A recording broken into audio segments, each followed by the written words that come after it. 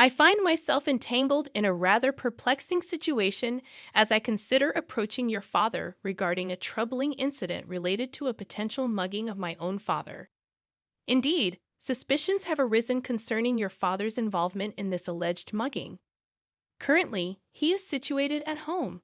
Would you be open to allowing me a brief audience with him for an inquiry? The police officer displayed a momentary sense of bewilderment in response to my request, his expression betraying a subtle confusion. Despite this, he eventually agreed, stating, "Please, let me see him." Consequently, I led the police officer into the confines of my home, unlocking the door to reveal my father's presence. Upon beholding my father, the police officer was visibly taken aback by the unexpected revelation. This incident transpired a few months ago, and as I reflect upon it, I feel compelled to share a bit more about myself. My name is David, and I am currently a fourth-year university student. Despite my aspirations to work for a prominent company, there lingers an unresolved dilemma within me. The decision revolves around whether or not to inherit my father's company. You see, my father holds the esteemed position of president at a modest factory. During my formative years, I harbored a desire to follow in my father's footsteps, aspiring to become a president like him. However, as I entered my rebellious phase, I distanced myself from this ambition, feeling a sense of embarrassment towards my father perpetually adorned in work clothes stained with oil. This sentiment persisted through my teenage years, and to some extent, endures even now. As I matured into adulthood and engaged in part-time employment, my perspective on my father began to shift. I developed a newfound respect for his tireless work ethic, which sustained not only our family but also supported numerous employees and their families. Yet despite this growing admiration, an underlying sentiment lingered. A perception that the conventional salaryman, donned in a suit and toiling diligently, possessed a certain allure absent in my father's occupation. The narrative takes an intriguing turn when, during a shopping excursion with my father, we were unexpectedly hailed from behind. Turning together, my father and I encountered Richard, a contemporary of my father's from high school. Dressed in a suit and on an external sales trip, Richard hailed from a prestigious corporation. In the course of our conversation, Richard casually inquired if my father had indeed assumed control of the family business.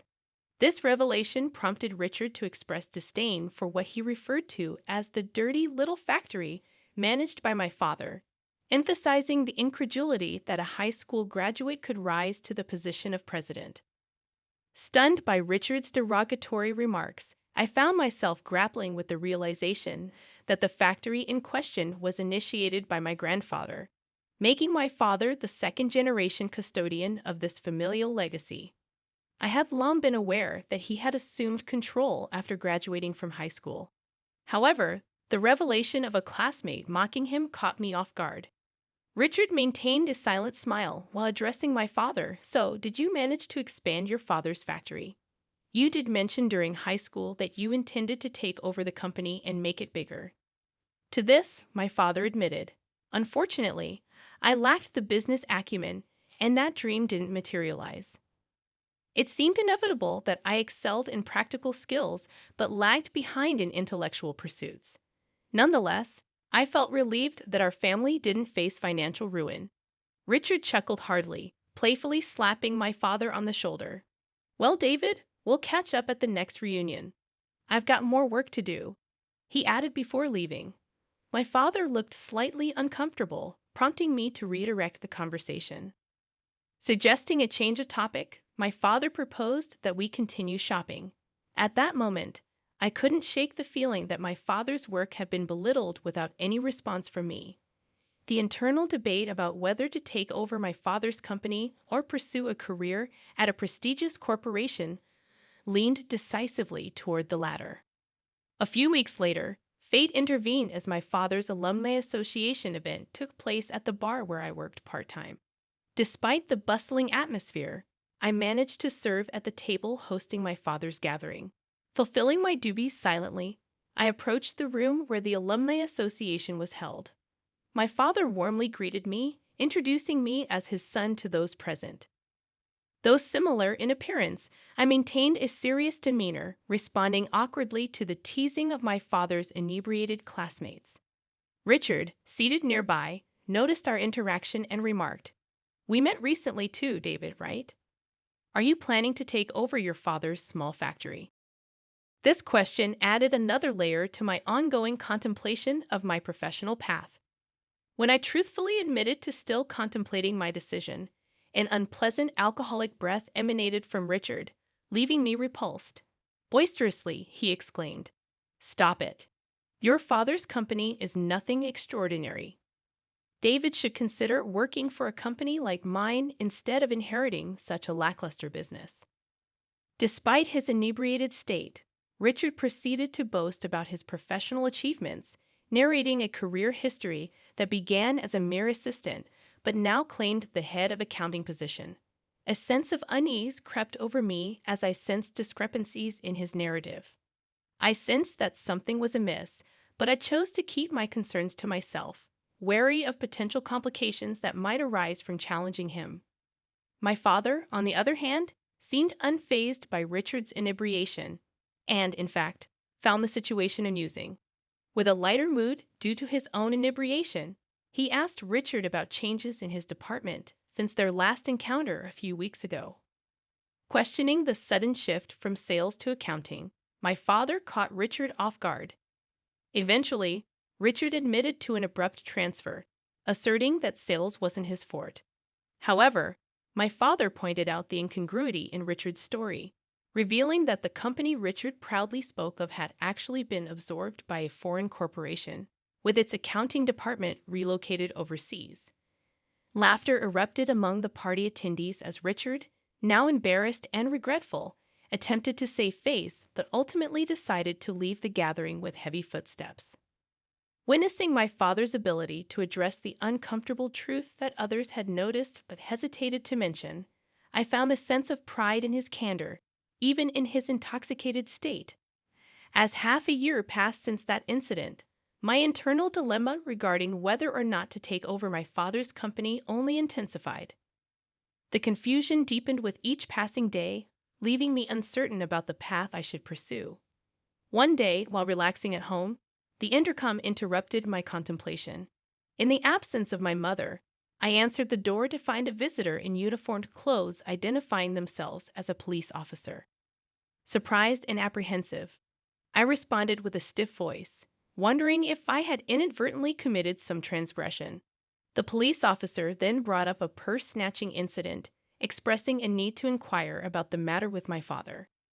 The mention of such an incident left me puzzled, and I began to wonder about the unfolding events that seemed to add further layers of complexity to my already tumultuous life. Indeed, the enigmatic cloud of suspicion had descended upon my father, casting a shadow over our tranquil abode. The air thick with uncertainty, I found myself face to face with a stern-faced police officer bearing the weight of an accusation that seemed inconceivable. Inquiring about my father's whereabouts, the officer, with an air of professionalism, sought confirmation of his presence within our home. The exchange took an unexpected turn as the officer, grappling with the perplexity in my tone, requested to lay eyes upon my father. Navigating the corridors of my dwelling, I ushered the law enforcement representative into the sacred space of our familial sanctuary, a room adorned with a Buddhist altar and a photograph capturing the essence of my late father's spirit. In the ensuing revelation, I divulged the heartbreaking truth to the officer that my father had met an untimely demise in a tragic traffic accident.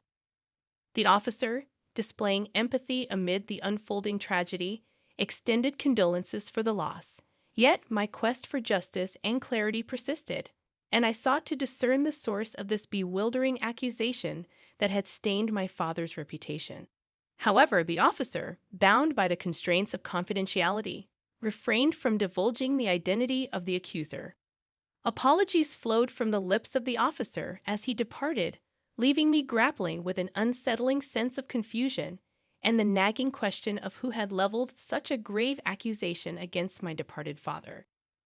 Days unfolded like the pages of a mystery novel, each chapter bringing a new layer of complexity to the narrative as I took on the responsibilities left in the void by my father's absence. Immersed in the daily operations of my father's factory, I witnessed my mother's valiant attempts to fill the void left by his absence. However, the weight of age limited her contributions. Amidst the mechanical symphony of the factory floor, the harmony was shattered by the sudden intrusion of Richard, a character bearing an air of accusation and vengeance. His booming voice reverberated through the cacophony, demanding restitution for a perceived transgression committed by my father. Caught in the crossfire of accusations, I attempted to reason with Richard, asserting my father's innocence in the face of the alleged purse-snatching incident. The atmosphere within the factory shifted, with the ceaseless hum of machinery giving way to hushed whispers and curious glances exchanged among the employees. Richard, however, remained resolute in his pursuit of justice, convinced of my father's guilt. His insistence echoed through the industrial expanse, causing a disturbance that transcended the confines of the factory. Frustration surged within me as I defended my father's honor, challenging Richard's assertions and questioning the veracity of his claims. As the confrontation unfolded, Richard revealed the purported timeline of the incident, fixing it 2 weeks prior. A murmur rippled through the gathered employees, their confusion palpable. My persistent queries regarding the accuracy of the timeline only fueled Richard's frustration, intensifying his vocal protestations.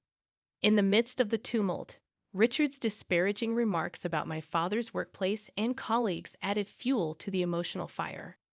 Yet the gravest affront was his attempt to pin the blame for the alleged purse-snatching squarely on my deceased father's shoulders. My chest tightened with a mix of anger and sorrow as Richard persisted in his accusations, seemingly oblivious to the irrefutable truth, eliminating the fact that my father, the subject of this tumultuous ordeal, had met his end in a tragic traffic accident a month prior. The realization hung heavy in the air, a poignant reminder of the fragility of life and the injustice faced even in death. Richard appeared as though he had ingested an entire pigeonhole, and with an amused expression he muttered, "Ha!" Undeterred, I pressed on, questioning the incredulous accusation he had just hurled in my father's direction. How could my father snatch purses when he passed away just 1 month ago? Perhaps there wasn't any purse snatching at all, I asserted. However, my skepticism wasn't merely based on the recent events. It was rooted in the knowledge I had gained during our class reunion. It came to light that Richard, since his school days, had been a habitual liar.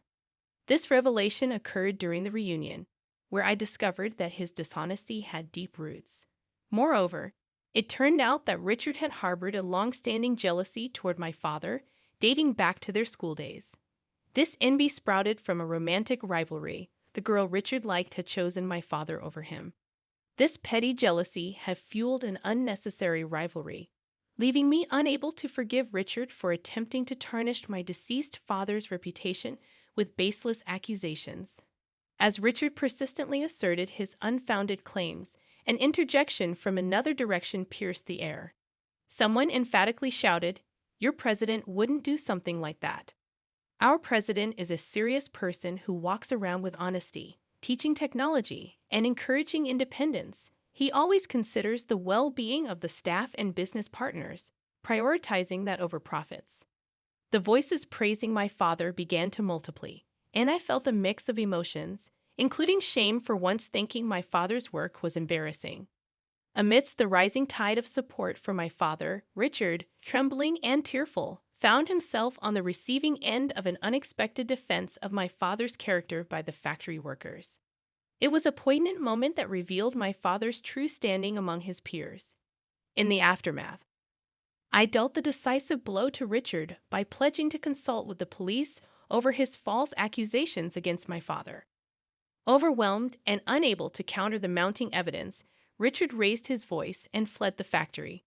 True to my word, I reported Richard's false accusations to the police, supported by a recording of his statements made by a thoughtful staff member during the heated confrontation. The presence of irrefutable evidence expedited the legal process, leading to Richard's swift apprehension. His attempt to frame my father backfired, transforming his lie into a crime for which he paid a penance in jail. The relief I felt was palpable, knowing that Richard had received the comeuppance he deserved. Days later, Richard's supposed wife sought redemption and arrived at our house with a gift box, apologizing to me and my mother. She confirmed that Richard's actions were a result of the wounds he suffered at the reunion. As it turned out, Richard, once an elite employee, had been fired from his company, struggling to secure new employment.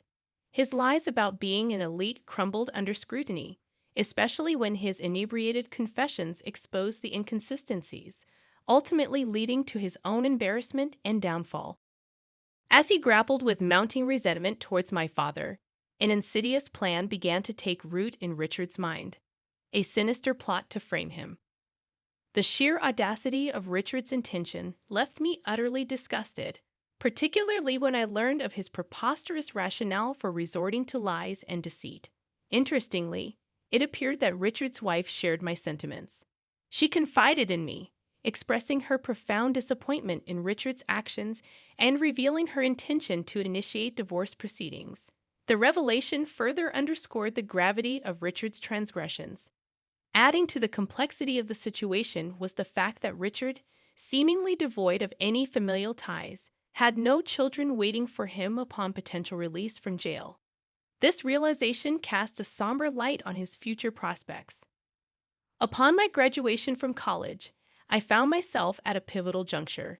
The recent passing of my father weighed heavily on my mind, and I harbored concerns about the state of the company he left behind. Motivated by a dual sense of responsibility and an unshakable desire to honor the legacy of those who had supported my father during Richard's malicious lies, I made the decision to step into the role of leading the company. The decision was multifaceted.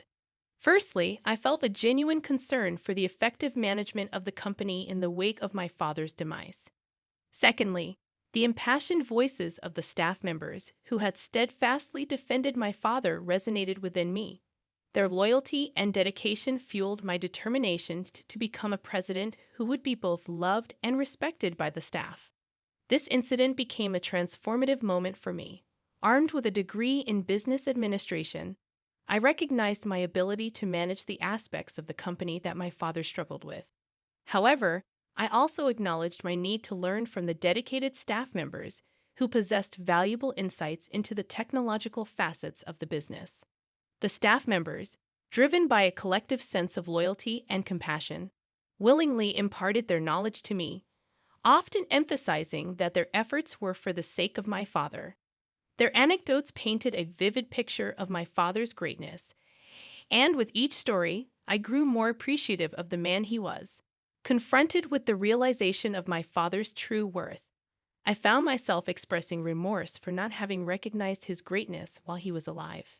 Speaking to his portrait after work, I couldn't help but feel a sense of shame as I looked at my oil-stained self. Yet, I began to view those stains as tangible evidence of my father's tireless work ethic. Determined to honor my father's legacy, I pledged to become a president who mirrored his virtues. I was resolute in my commitment to make his dream of expanding the town factory, a legacy passed down since my grandfather's generation, a reality. Addressing his portrait once again, this time with newfound determination, I spoke of my aspirations and felt an ethereal connection, as if my father were smiling down upon me. From that moment forward, I dedicated myself to working tirelessly, aspiring to become a president worthy of my father's legacy and realizing his dream of expanding the family's factory that had endured through generations.